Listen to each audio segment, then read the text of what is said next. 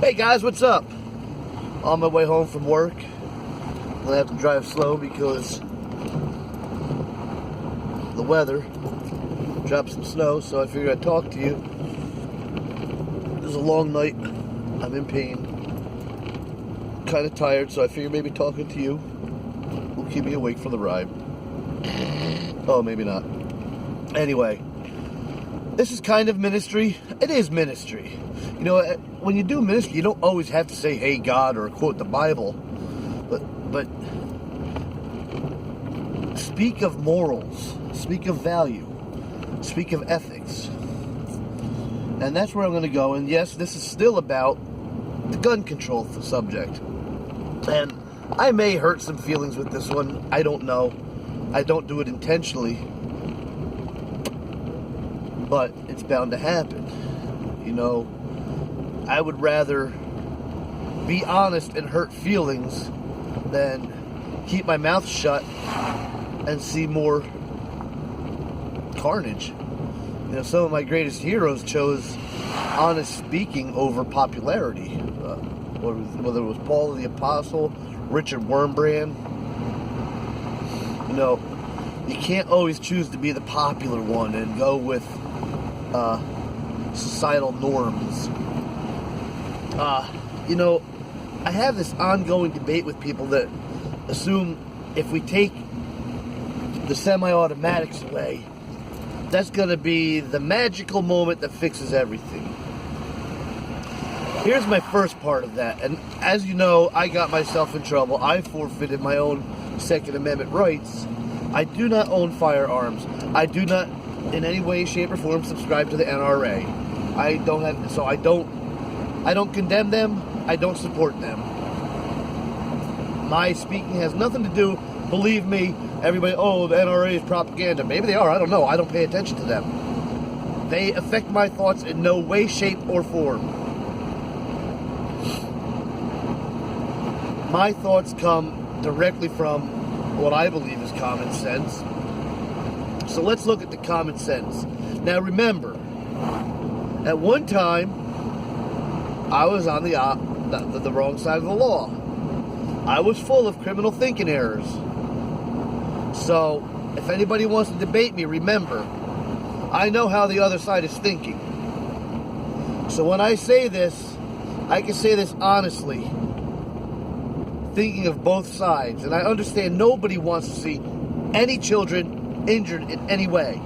No, if you want to see that, then you should probably go out back with a gun and shoot yourself, because that's just pure evil. Disgusting, sickening evil. But let's say everybody gets their grand old wish and that big bad monster, the AR-15, gets taken away. No more AR-15s. So no more mass school shootings, right? Wrong. Wrongity, wrongity, wrongity, wrongity, wrong. Because there's still shotguns. There's still handguns. Shotguns can be semi-automatic. Handguns, unless, like I've said, unless you buy a revolver, more times than not, your handgun is semi-automatic. And semi-automatic, I don't know if people get confused when they say something semi-automatic. That is not military grade. Military grade is where it's set up to fire either one shot at semi as quick as you can pull the trigger, or hit the switch and it will shoot 3-round bursts. It might be 3 to 5 rounds depending on the gun, but that's military grade. These are not military grade weapons. These are semi-automatic rifles. But let's say they take that away. Well, so now, let's say little Junior gets his panties in a bunch, and he's mad. Girlfriend dumped him, whatever. He's going into a school. What's the difference between having the AR-15 and maybe instead he took 3 handguns and a shotgun? Still carnage. So what do? We got to take away the handguns and the shotguns? How long before we've taken it all away from the tax-paying law-abiding citizens who have the rights to have that. We're just going to keep taking away from innocent people because of the acts of some evil, some mentally distorted, mentally deranged people? All right, first of all, to even fathom the thought of murder, people with sane minds do not even, no matter how mad they are. I've been mad before. I mean, obviously, I went out after someone with a sawed-off shotgun. I had no intention of shooting him. That was an intimidation factor. And I was high as a kite and drunk as a sailor. Sane-minded people don't even fathom the thought of murder, of killing. In order to even have that thought, you have got to have a mental derangement. You have to. And that mental derangement didn't just pop up last night. There's been signs that people have ignored. So, let's take away all the guns, there's no guns. There's still mental derangement. Now the kid's going in the garage building pipe bombs, or building chemical bombs, or he's getting a machete collection, a sword collection, a knife collection. You know what's scary to me? Is how do I say this in a way that doesn't sound so disgusting? You know, I don't want anybody being shot in any way. But if you're, let's say you're in a movie theater, and you hear the first shot go off, you know, hide, duck, whatever you gotta do. Let's put you in that same movie theater. Instead of a gun, the guy's got a knife. You don't hear that. All you know is you're watching a movie. Next thing you know, there's something going through your ribs and you're dying. And it's a silent kill. If they know how to place that knife, it's a silent kill. Start from the back of the room, move their way forward. It wasn't a gun, and they took out an entire movie theater. It's not the weapon, all right? The fact that they have that weapon in hand, whether it's a gun, a knife, a bat, or whatever, that is the end. That's the end. We've got to go back to the beginning of what even put them in the mindset to grab that weapon, to have that thought of killing. And here's where people might get offended. I read a post the other day, and it was deleted before I could share it. Very upsetting, because even though the guy used language that I would not use, he was spot on with a lot of his stuff. It has to do with the males that have been raised in this society as of late. Boys have been emasculated. They've had it taken away. They are bred now to be sensitive, gentle little beings. Not only that, but here I go again harping on this. Now you take that sensitive little being and, Mommy, I want to play baseball because Jimmy plays baseball. Okay. Coach, my son wants to be on the team. Okay, well have him try out. What do you mean try out? Oh, we have to see if he's good enough to be on the team. Oh, no. My son wants to be on your team. He has the right to be on a team. You can't deny my son that right. Okay, playing baseball is not a right. It's a privilege. Not a right. But somehow we made it into a right. And these kids don't have to try out for teams. They get thrown on them. And then it's not even good enough that they get to wear the uniform and be on the team. Now you have to force the coach to play the kid. And the kid sucks. But you know what? That's okay. Because at the end of the game, nobody lost. Everybody won. At the end of the season, everybody got a trophy.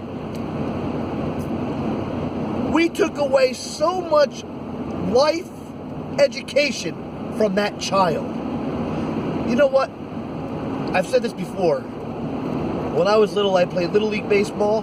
I played Stinger football, which is Pop Warner. I played high school baseball, high school football, and I did mini basketball. But believe it or not, short and fat, it wasn't good for basketball. But I made the team. I tried out and I made the team. I was good enough for that. But here's my point. We had to try out.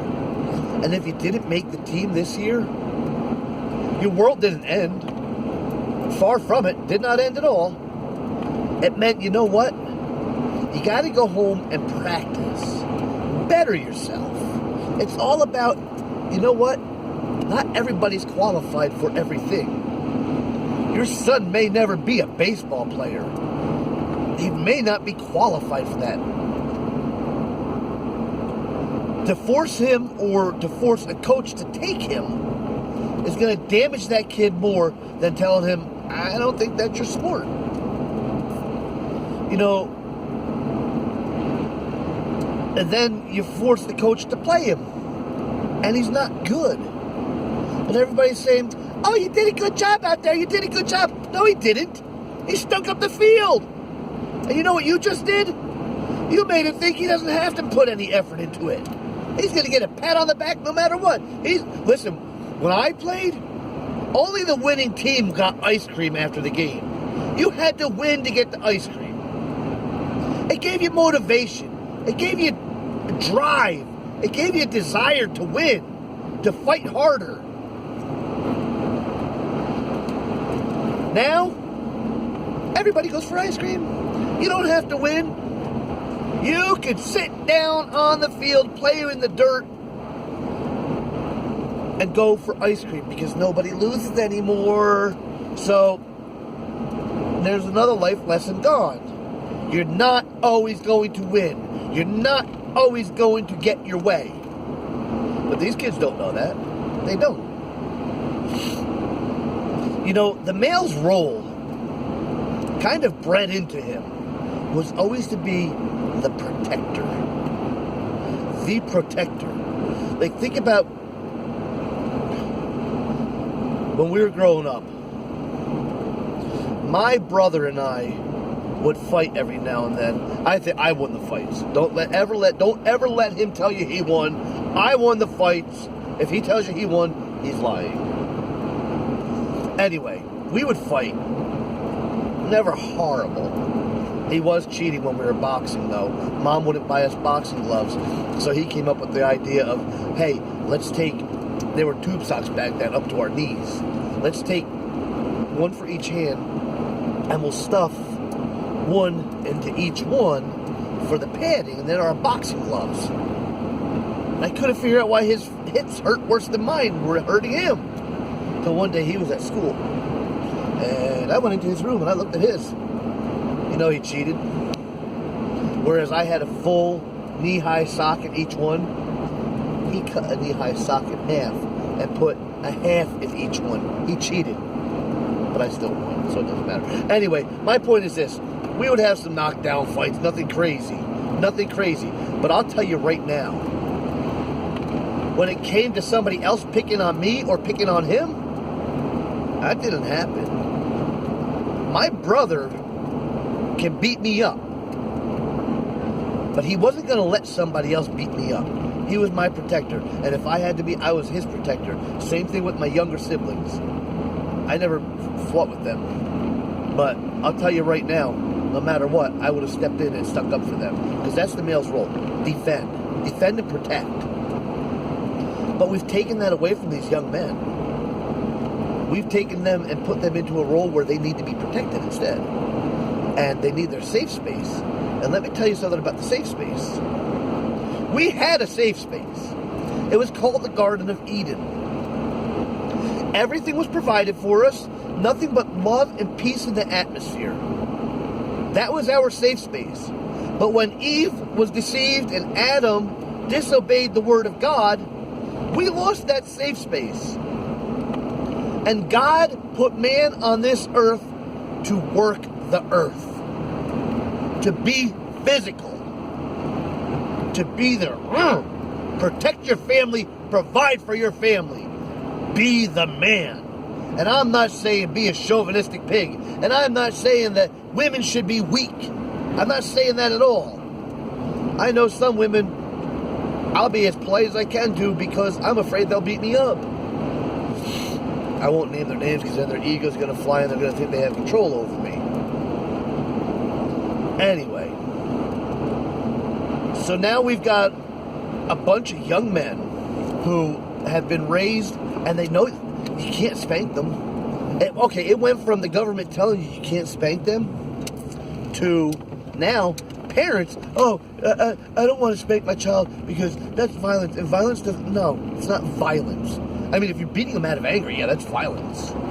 But if they stole something from the store or from a schoolmate and you crack them on the backside with an open hand, maybe 2 times, that's not violence. That's saying, you did wrong. I want to let you know you did wrong because I love you and I don't want you going down that path. That's called a spanking, and that's done out of love and concern for your child. But they stopped doing that. And just like the Bible says in Proverbs, oh, buddy, what the heck? Okay, you have 4-wheel drive. I don't want to wear your snow. Just like the Bible says in Proverbs, spare the rod, spoil the child. And that's what we've done. We have spared the rod. We don't spank anymore. And you put him in a time. Oh, I give him a timeout. You give him a timeout in a room with an Xbox, a laptop, a tablet, and a smartphone. What the heck kind of timeout is that? Man, when I was young, obviously we didn't have all that stuff. When I was grounded, I was grounded. If the family was going out, I stayed in my room. I was grounded. I came out for school, I came out for meals, and I came out if I had to do something around the house. I did not go out and have fun, whether it was with or without the family. I did not get to partake in any little events. And believe me, I did that a couple times. But you learn from that. You're learning consequences. The actions and behaviors have consequences. You know, this may sound a little bit braggadocious, because I'm going to talk about my 2 sons. But I don't care, because I'm very proud of them. You know, my youngest son, he's on the wrestling team. And he wrestles his heart out. He had to try out to make the team. He wasn't just put on there, and he made the team. And if he wanted to wrestle, he had to prove he was able to wrestle. And if he loses a match, he gets angry. But not spastic, temper tantrum angry. He gets angry with himself. And that anger with himself says, you know what? I need to practice more. I need to do something to better myself so that I don't have this again. And I mean, he won his division in junior high wrestling. He's now on varsity. Then my older son. I'm not saying their names on purpose, by the way. I don't know if they would appreciate me doing that. Sometimes they try and shy away from me, I think. But anyway, he doesn't play sports, but he's on the volunteer fire company. And he had to join that. He had to be accepted in joining that. And it's not like they said, okay, you're on the fire company now, here's your gear, go fight a fire. No. He had to train. He has to practice. He has to continue to practice. His life and his partner's life, or however many guys are with him, they depend on that.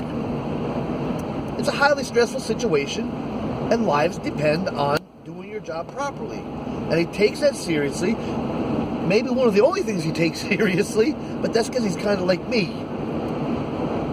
But he does take it seriously, and he trains. They both hold summer jobs. They have a great work ethic. And I sound like I'm bragging because I am. Because even with cards stacked against them, like me going away and everything, they turned out to be good young men. They were taught morals and values. They understand the importance of a work ethic. They understand the importance of manners and respect. They understand that actions have consequences. They understand that you can't always win. Sometimes you're going to lose. And if you want to lessen the chances of losing, then you have to work on bettering yourself.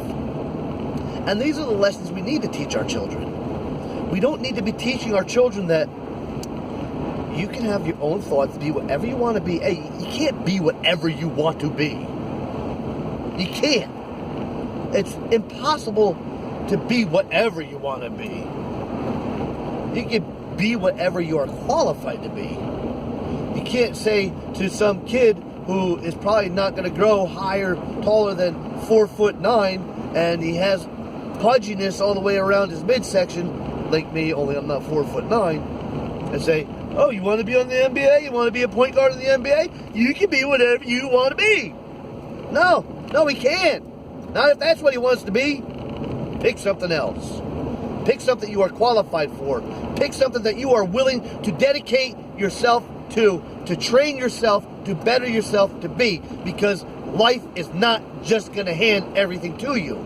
Now you have children who feel so entitled that they think life is going to hand them everything. And that everybody is going to agree with every single thing they do. And when they don't, they get this anger. They get this anger like, oh, what do you mean I can't?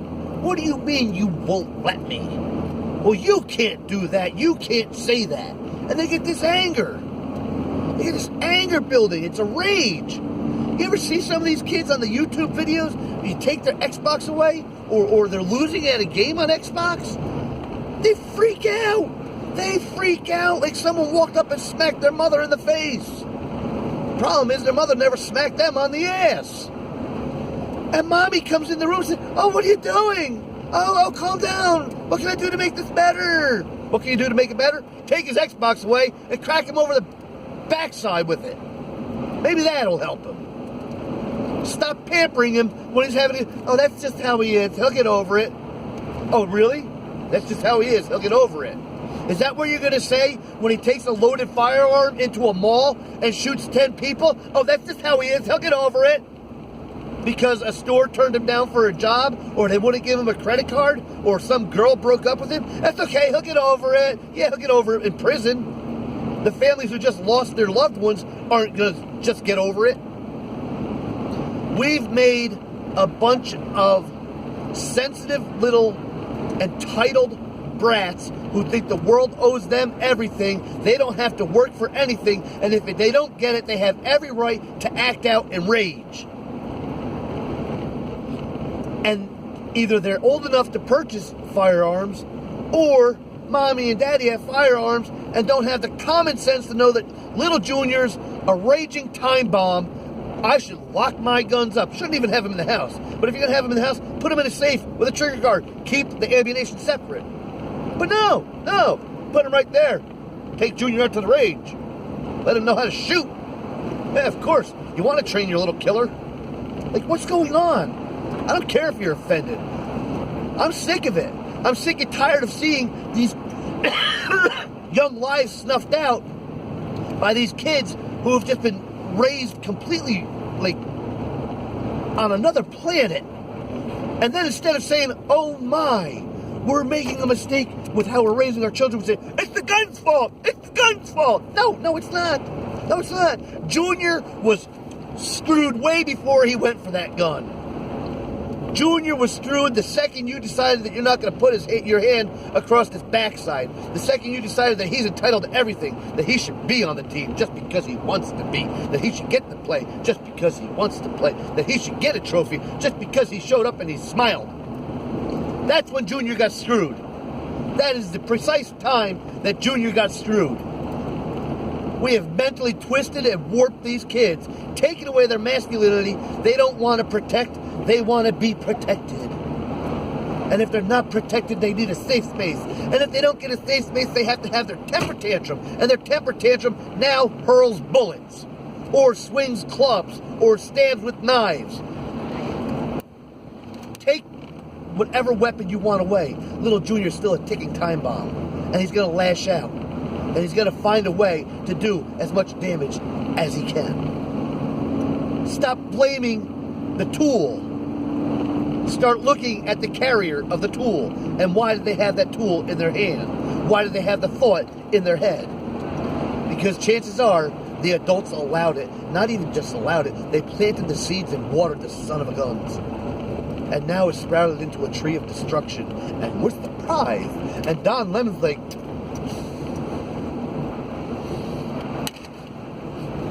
sad day in America. Sad day. Take the guns away because it's a sad day in America. It's very sad.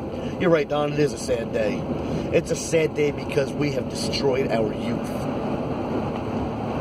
With all this little passiveness, all this little sensitivity training. Let boys be boys. It's not going to kill them to skin their knees climbing up a tree. Heck, when I was young, I don't know if my mom knows this or not, and maybe I'm too old to get spanked for it now, but my brother and I, you remember the big wheels? My brother, that's Tom, Mom, Tom, yes, you know, he is my corrupter. We used to take our big wheels. We lived over on West Street. Anybody who knows Honesdale, we lived, and the datings, sorry guys, they were involved in this too. But West Street came like this, and then I can't remember the name of the other street, but it came up on a hill like this, and it came down to West Street. And we would take our big wheels up to the top of that hill, and flying down it. And you know, sometimes those little plastic machines would wobble. And they'd throw us off. Or I remember times up at Granny's, that's my grandmother, we would build a ramp that was probably as tall as us. Of course, we were younger then, so we were shorter, but still it was tall. And we'd come flying down the dirt road hill, and we'd hit that ramp. And in case you don't know this, I'm not a professional. So occasionally, I might land it. More times than not, man, I wore my bike. But you know what? I survived. It was okay to skin knees, to skin elbows, to maybe bruise. We never really broke much, bodily wise. It was okay. It made us experience pain, for one thing. And it made us realize we're not invincible. It's okay for young men to want to be aggressive as long as they are taught the proper way to release that aggression. Go play football. Go join the wrestling team. Go join a gym and do mixed martial arts and use your aggression in a positive manner. That's okay. But these young men, even though we've emasculated them, they're still young men, and by nature they have aggression in them. By nature they have rage in them. It's there in every young man. It's there. Sometimes it's deep, sometimes it's just beneath the surface, sometimes it's on the sleeve. But it's there. And if they aren't taught how to properly handle and release that, this is what you end up with. A scorned child who is very sensitive, so can be triggered by anything. You know, I talk to people on Twitter. I won't even say talk. I try to have conversation with people on Twitter, but they get triggered over the easiest thing. One guy came on, I had said something very simple, and he came on calling me an idiot. I said, why are you calling me an idiot, you moron? And because I called him a moron back, he went off the deep end. Like, he switched it up to all caps, which means he's yelling. I could just see him sitting in Mom's basement in his boxers and a dirty tank top and his goatee and mustache. Mom, make me a sandwich. I'm in a battle. And he's just going off on me and probably breaking his computer keys over that one simple thing. You called me an idiot. Listen, when you conversate with me, especially online, you set the tone, all right? You want to come at me respectfully? You want to have a respectful conversation? Come at me respectfully. and I will respectfully debate with you. You come at me aggressively, listen, I told you, I was a criminal at one time, and I don't have that thinking anymore, but I know how to be aggressive. I know how to, and what's getting more and more dangerous is I'm learning how to be aggressive in a very respectful, dignified way. And people are not liking that.